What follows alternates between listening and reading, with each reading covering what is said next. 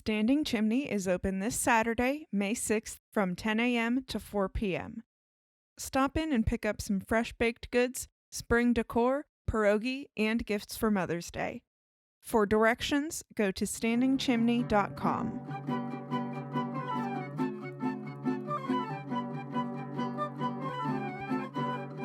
Hello and welcome to In the Kitchen with Mary Mac. Today we're making chicken meatballs.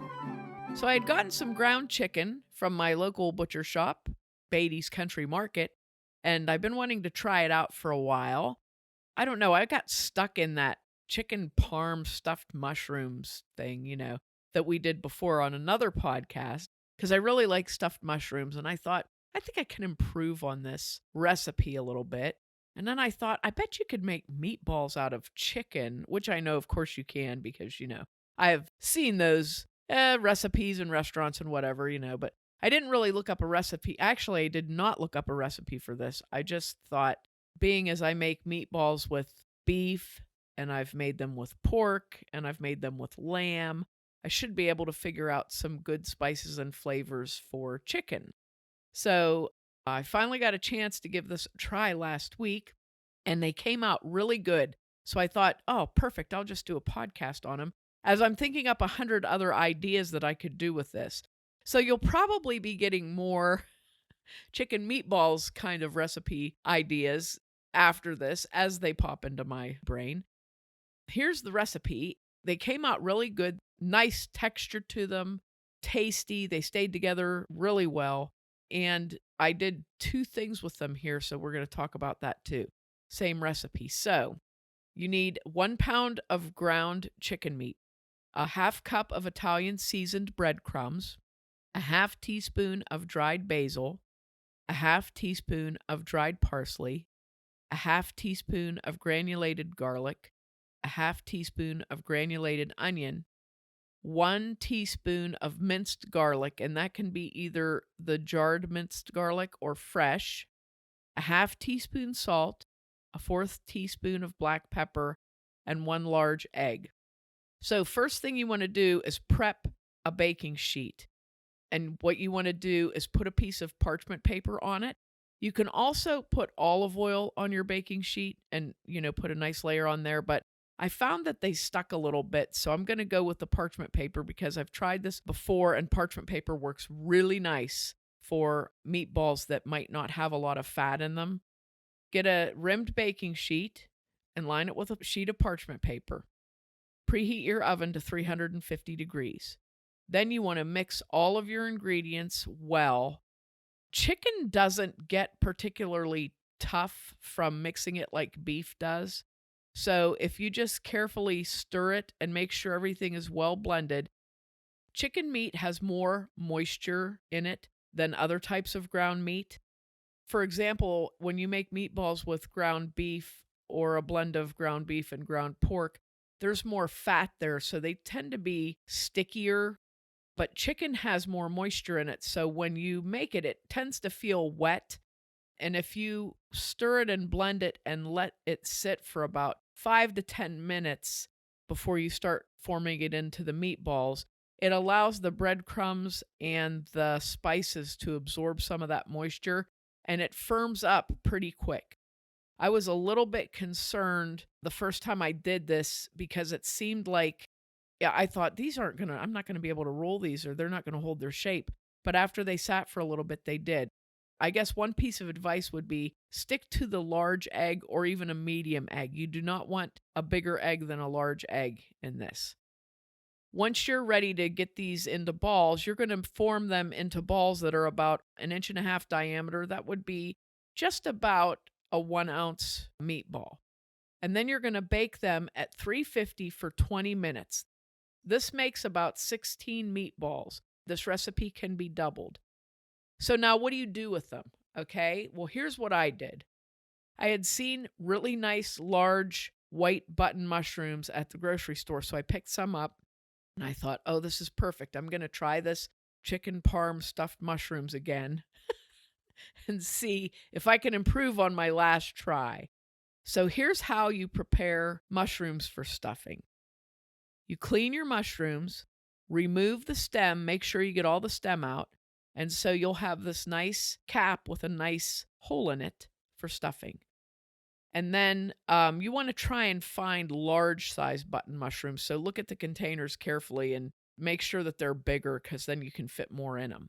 Okay, so you want to clean them, remove the stems, and then you want to prepare a pan. You can either use parchment paper on this or olive oil. I prefer to use olive oil when I'm doing stuffed mushrooms, because if you don't coat the mushrooms in oil or some type of fat like melted butter before you bake them, they'll get real tough in the oven. Put a little bit of olive oil on your baking sheet. Then you take your mushroom caps and dip them into olive oil and rub it in there to coat them completely. So you don't want them to be like dripping wet with olive oil, but you want them to be coated with it. Fill each mushroom cap with that meatball mixture we just made. So you want to just take a small meatball of it and press it in there real good. Put them on your baking sheet and bake them for 20 minutes at 350.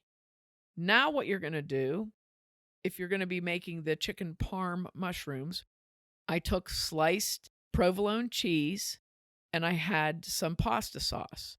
So I put a small square of the sliced provolone cheese on top of the stuffed mushroom, returned them to the oven for 2 minutes to let that cheese melt down. Then I took them back out and topped it with a tablespoon of pasta sauce and put it back into the oven for 3 minutes, and that's it. And they were really good.